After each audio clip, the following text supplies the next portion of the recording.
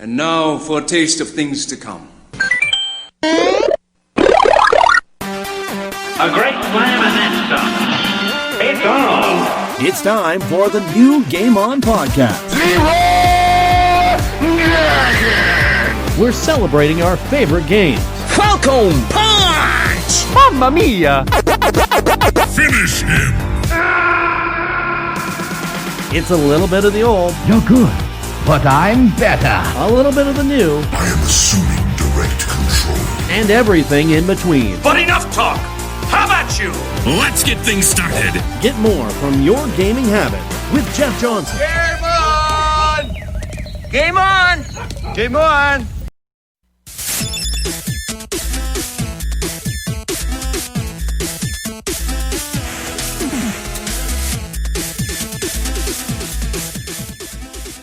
It's the new Game On podcast with Jeff Johnson. Hello, everybody. Welcome back. It's been a little bit of a break just because of the Canada Day there, but we are back. We are doing our thing. You're hearing us here on Spreaker, on Anchor, on any number of different platforms, and of course, youtube.com/GameOnGNT. You can also find us on facebook.com/GameOnGNT. And if you want to follow with my usual doing-ons, going-ons, all that thing, you can check out our GG app. The link to that is in the description to this episode.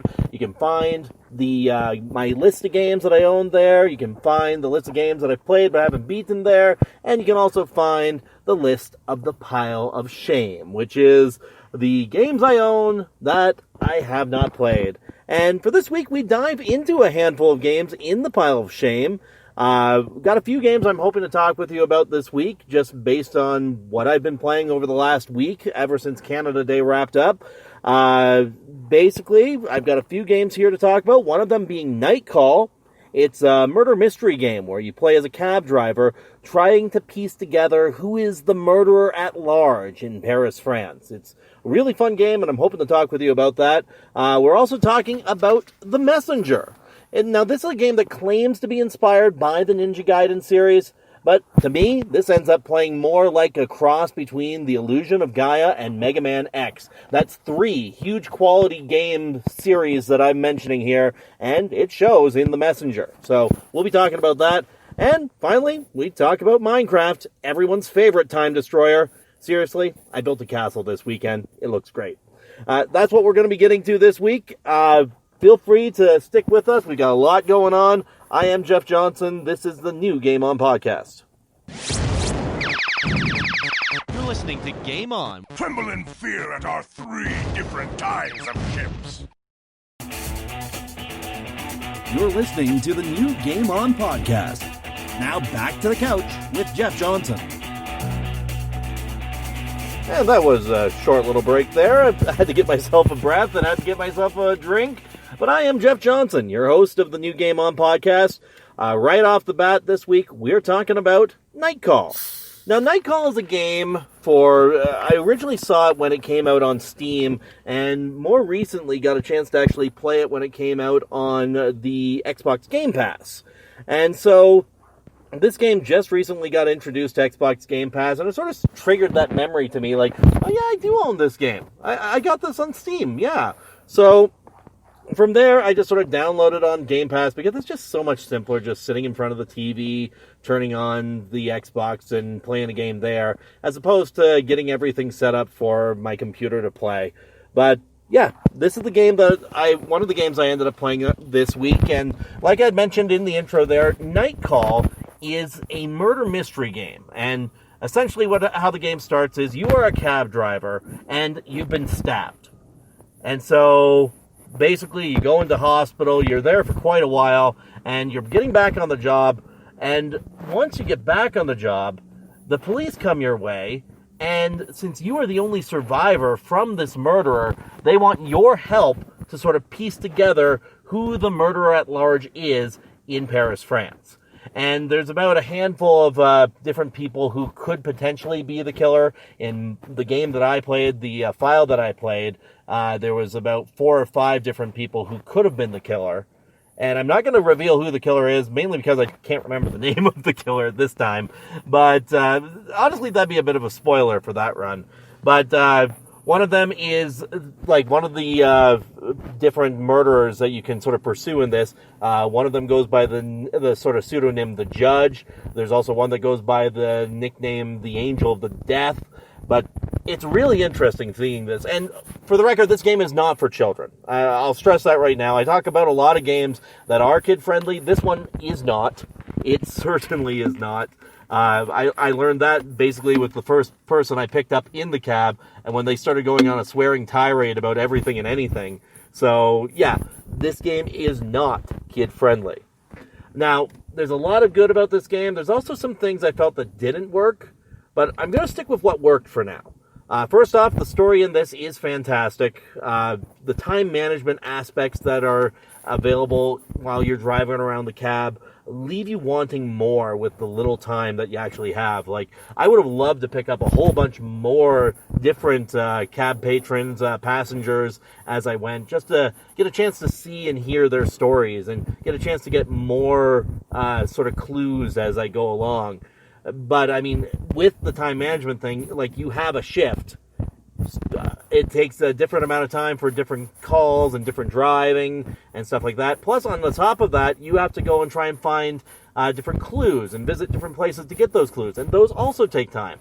Plus, you're driving a cab around Paris, which means you also have to worry about gas and maintenance and all that stuff. And that means you have to actually pick up passengers who are going to pay you, or else you're going to not have the money to cover the cost to fix your car, to fill it with gas, and that results in basically an improper game over. So in that regard, I do like those aspects of it. I just wish I had more time with the story. The murder mystery game murder mystery games always play well. I love the Danganronpa series. They made it into my GG list, actually, of top games that I've ever played. And this game sort of, I wouldn't say it gives that kind of a vibe, but it does have that visual novel aspect from picking up the different calls and just sort of following along with the story and getting to know all these different characters. And there are a lot of characters that you're going to meet along the way here. All the different characters that I met when I was driving the car, are written exceptionally well. I really wanted to know more about their stories when I was playing, but that's where the problem comes in. Now, here's the deal. What didn't work for me is that I feel there's an issue with replayability of this game. You see, you have a certain number of nights that you can accomplish the task at hand, which is discovering whatever killer you're pursuing at that time. And lo and behold, once you finish that and the credits roll and you go back to it, you basically have to start from scratch again. So you can't carry over the conversations you've already had, the meetings you've already had with passengers A, B, C, and Q, or whatever, and basically you're just like starting from square one if you want to play one of the other different quests. And to me, I've already read that, I've already seen that. If I wanted to play the game again, I'd want to see more of what those characters have to offer, or just sort of have a guarantee that I'm going to see different passengers when I go. So in that regard, that aspect kind of is a bit of a flop for me. And I don't want to play that quest again because, I've solved that mystery. I'm good.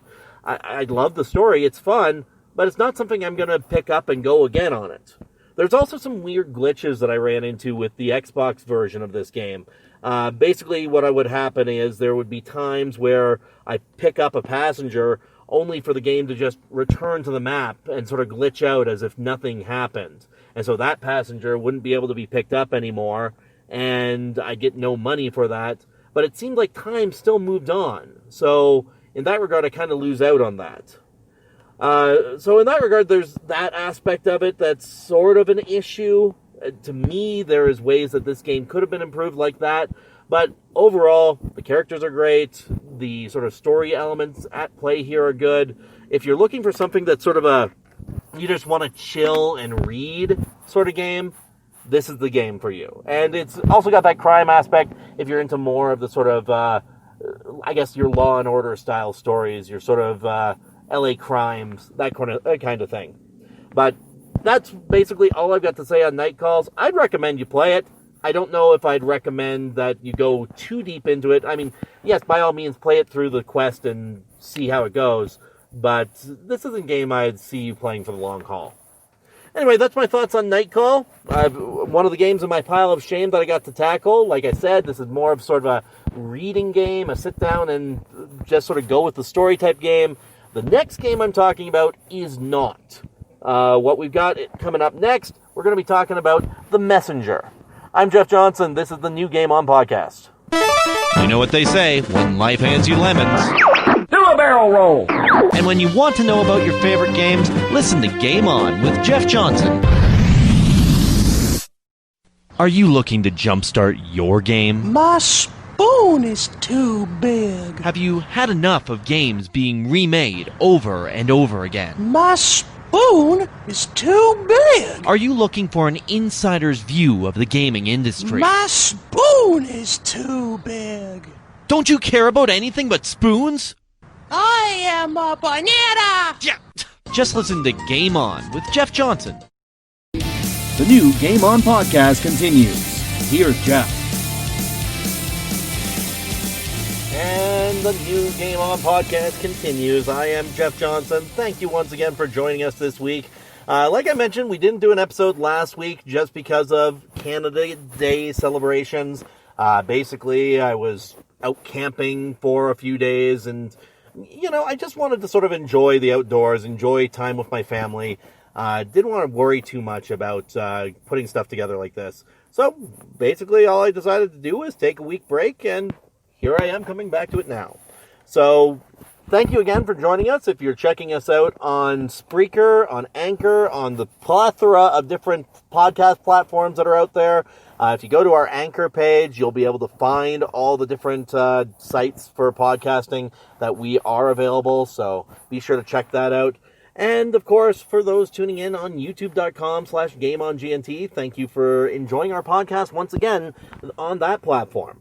Also, you can find more from us on Facebook.com/GameOnGNT and JJ Plays Everything, our blog, jjplayseverything.wordpress.com. All right, now we're going to be jumping into another game from the Pile of Shame list. We're going to be talking about The Messenger today. Now, I'm going to start this off just hitting it right out of the park. The Messenger could be one of the best new action platformer games that I've played in years. And if you haven't played The Messenger, here's the gist of what you can expect with this. Basically, the game begins with a village of ninjas being attacked by a demon king. It's then that the Western hero appears and gives a scroll to one of the surviving ninjas, which is you, and appointing him as the messenger. From there, basically, you've got to go deliver this message, deliver this scroll to the top of a mountain, and during the journey, the messenger is also aided by this mysterious blue-robed shopkeeper guy.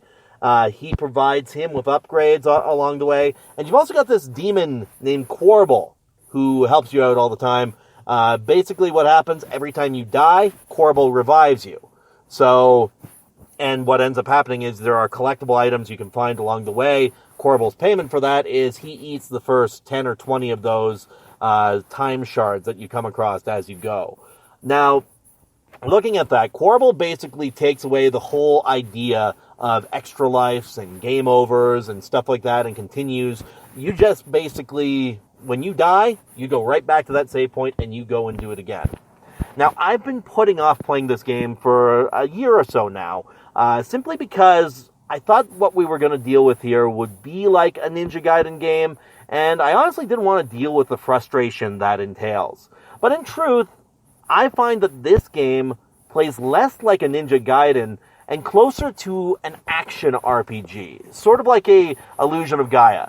Now, I mean, I'm not talking about, like, stats and, you know, all the different sort of life management and healing potions and all that stuff. It still is very much a Ninja Gaiden action game, but there's plenty of dialogue to go through over the course of the game. You meet a whole bunch of great characters along the way who just add to the story, and you eventually end up revisiting those characters as you go, and the game changes from a level-to-level style 8-bit game to a Metroidvania-style 16-bit game later on. Not only that, But you also come across time portals that send you back and forth through time to the two different styles of the game, which really adds this whole new dimension to the levels of the game and adds to the fun factor here. And at the same time, there are challenges in the game that are super, super hard. Now, this game, I would say, is more kid-friendly. Like, I would say you could definitely have kids playing this game, but this is not a game for the faint of heart. There is some super hard elements in there. You're going to need to master all of the tricks to getting multiple jumps in a row if you have any hope of getting to all of the game's collectibles. You don't have to get to all of the game's collectibles as you go, but it would definitely help. Long story short, the game's great. You should play it. And this is easily an honorable mention for my top 100 games of all time list. And that list you can check out on my GG. It's available on the app over there. There's a link in the description to this podcast. And right now I just want to sort of take you through some of my other thoughts that I had as I was playing this game.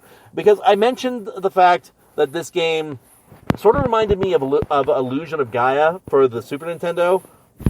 And basically what I'm getting at with that, the first time you enter one of those time portals, you basically end up sort of teleporting to this single point. And there's all these portals all around the world attached to this one single point, and the shopkeeper basically fills the role of Gaia from that game. So basically giving you power-ups and upgrades as you need them to continue on with the world map. And that really especially comes sort of prevalent because there's a couple of points in the game where it's like, okay, you can't go any further. Here's your sort of gripping gloves so you can climb walls. Or, okay, you can't go any further. Here's this gliding suit so you can go. Or this hook shot that you can use. I know the game doesn't want you to call it a hook shot, but I'm calling it a hook shot because that's all the only way I can remember it. Anyway, you get those items and it makes progression through the level continue. And in that regard, it kind of reminded me of when you got the Frieden transformation from Illusion of Gaia, or when you get to transform into Shadow, when you get to the sort of pyramid level there. And in that regard, it sort of has a lot of parallels there. Now, I mentioned before, deaths in this game don't really matter because you've got the help of Quarble. Basically, he brings you back to life at the last save point you touch to continue on. And for me, I like the Quarble scenes that play out every time you die, as Quarble basically comes across as this worker who doesn't care what happens to you. Like, he basically just shows up, revives you, and says, okay, give me my payment, and then leaves. Like, this is not a guy who's there to be your buddy. He's there just because he wants what you're going to give him to pay him. So it's your little demon friend, basically. Boss fights throughout the entire game, all solid. As the game progresses, the boss fights remind me more of something out of the Mega Man X games as opposed to something out of Ninja Gaiden.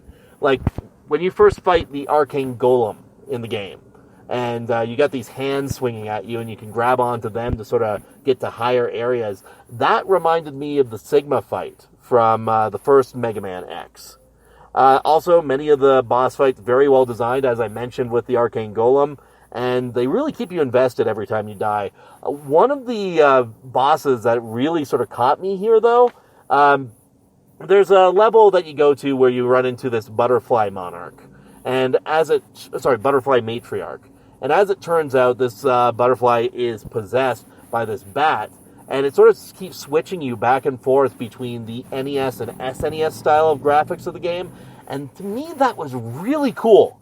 I really liked how that was set up. So that's one of my favorite boss fights in the game. Also, you will die a lot. Let's just stress this right now. You will die a lot.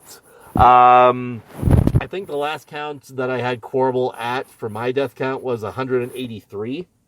That might be a little over the norm, simply because I was a little rusty with this type of game. But, like I said, death in this game really doesn't matter. Now, I just wanted to talk about the shopkeeper a little bit from the game, too, because to me, the shopkeeper reminds me a lot of Rick from Rick and Morty.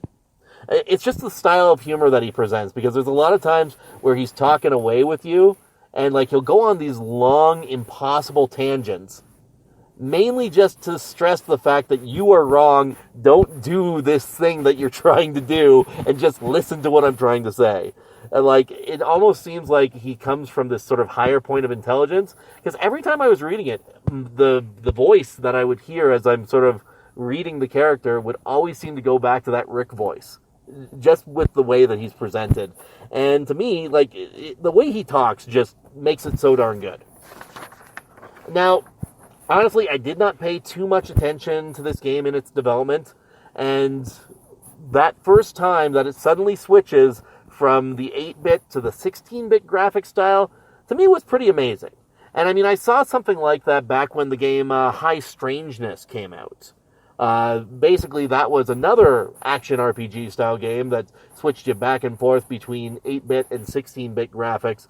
And I liked how that game did it, but this game just does it really well. And the general pacing to get to that point, and actually the pacing of the game in its entirety, is super well done.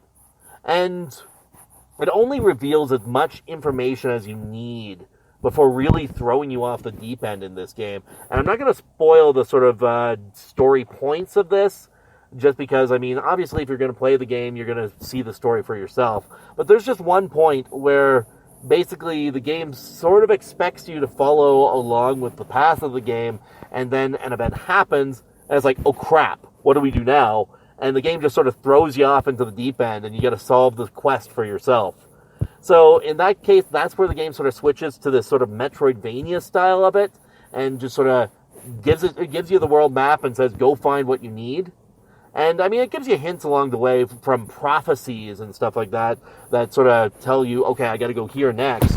But just looking at how that plays out, it's done really well. So once again, just to sort of sum up, wrap things up here, the Messenger is great.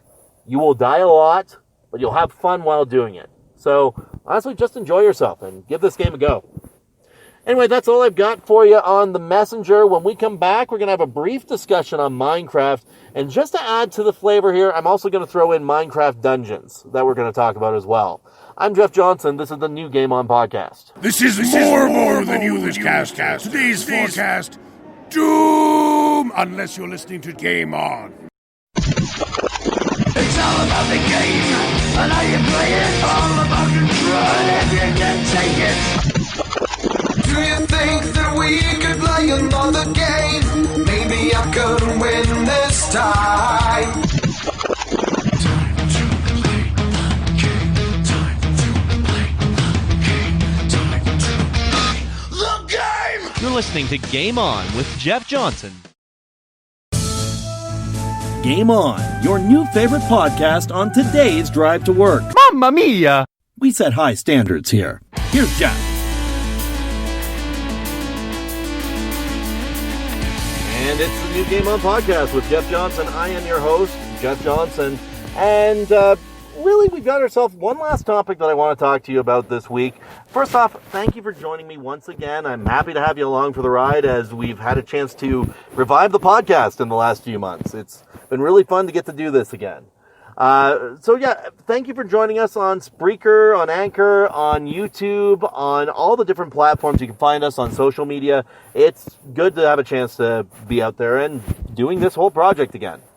Now, here's the thing.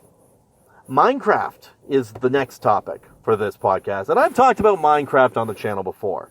Minecraft is one of those games that basically sort of creeps back into my lexicon every now and then, or creeps back into my gaming Rolodex, if you will. I can't believe I just referenced a Rolodex, but there you go. Basically, it's one of those games that I get really sick of, and at the same time, get really hooked on a lot of the time. Because it's fun. It's one of those games that's basically a sandbox for you to play and build and go for it. And I guess what's really sort of got me back into it lately is my kids are getting into it. So the other day I was setting up a game for my niece and nephew. Sorry, not my niece and nephew. Wrong people here. I was setting up a game for my daughter Paige and my son Logan. And they were just having fun. But I always had to sort of help my son Logan out with it because he's only 4 years old. And it's just a matter of sort of teaching him how to do the different things like building walls and building doors and making your shelter so you don't get eaten by zombies, that sort of thing. And he gets playing along. By the way, this is a kid-friendly game. I mentioned zombies, but it is kid-friendly. And so, like, I'm helping him build this, and I'm thinking to myself, man, I could build that differently. Man, I could build this up in a different way. And so when the kids went to bed, I ended up throwing the game on again, starting my own map up, and just building, and building, and building, and more building. And so a full day pretty much goes by, and I've built a full castle with a moat inside it, with multiple levels, with walls, with a farm, with a tower in the middle of said castle, with basically carving it out of a mountain. The moat has a path that goes to an underwater stream that goes out to a waterfall that connects to the ocean. I spent a lot of time on this. And this happens every time. Like, I remember the last time I was playing Minecraft, I ended up building 4 houses along a sort of coastline and got freaked out because of an underwater ruins that I didn't know existed in Minecraft. Which, by the way, Minecraft keeps doing updates on a regular basis, so be sure to explore that if you haven't. So there's been plenty of updates in recent years, and there's a lot more you can find and do.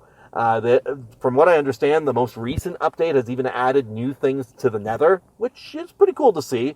I'm not a big fan of exploring the Nether simply because I die there every single time I go, but it's kind of cool to see that happen.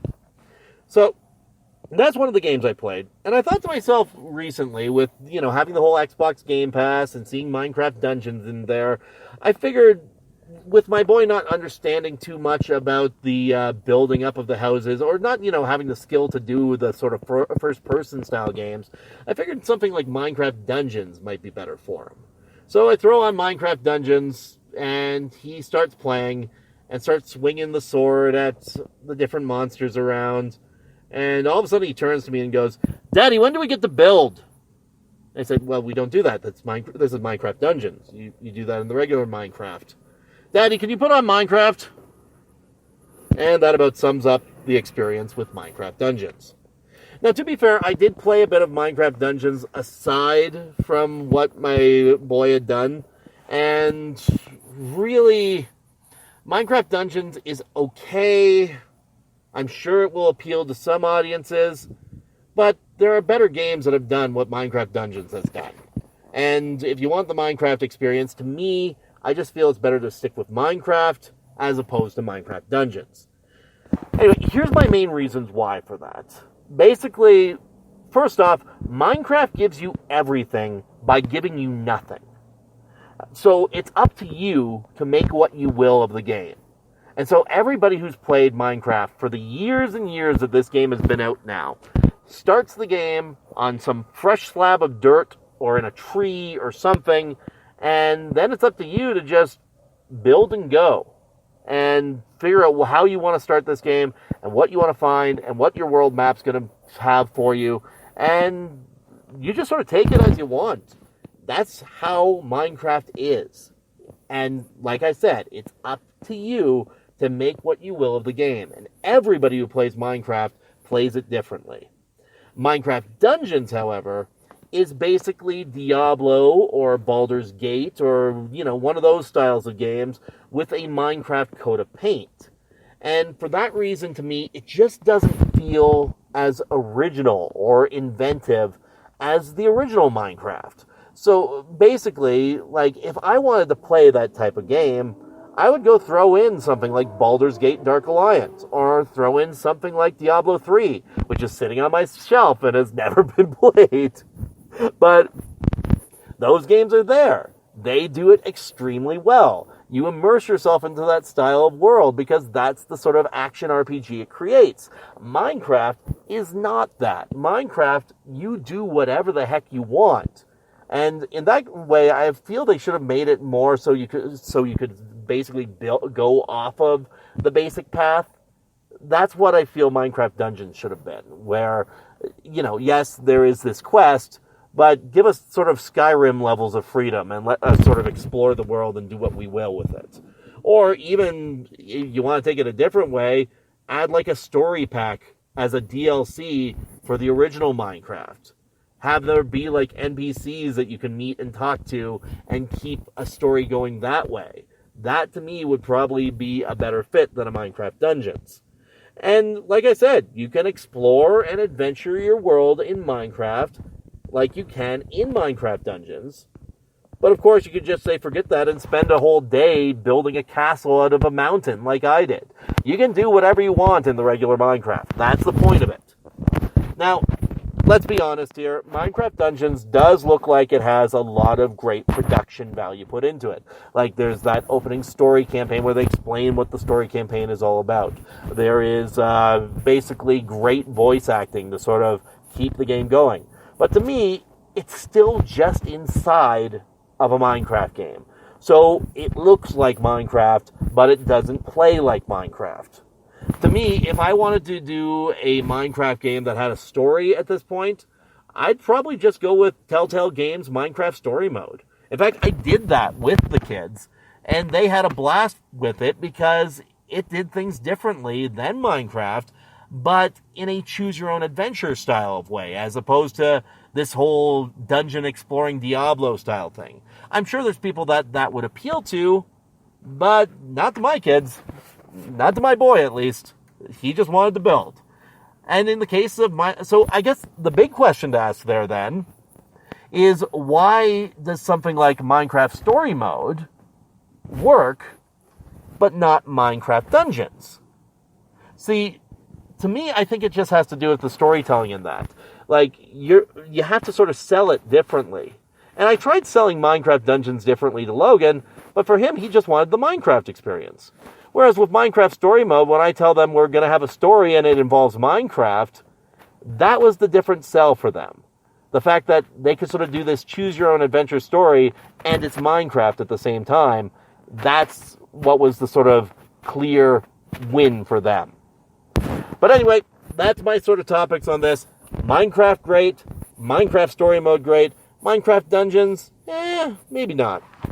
Also, side note, if you haven't played I've talked about this already, though. If you haven't played Minecraft for consoles in a while, be sure to pick it up and give it a go again.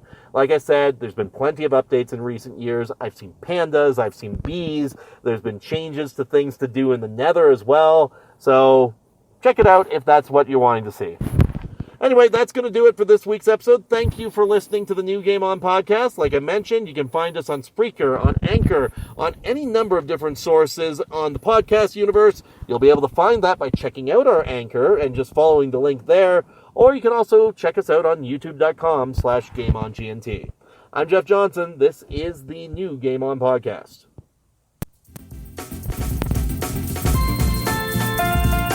And you've been listening to the New Game On podcast with Jeff Johnson. You can find us on Facebook.com/GameOnGNT, or you can check us out on YouTube.com/GameOnGNT. And of course, don't forget to check us out on Spreaker for all your gaming needs. I did all that from memory. I didn't have it written down this time. Well done, Jeff. Pat on the back. Well done.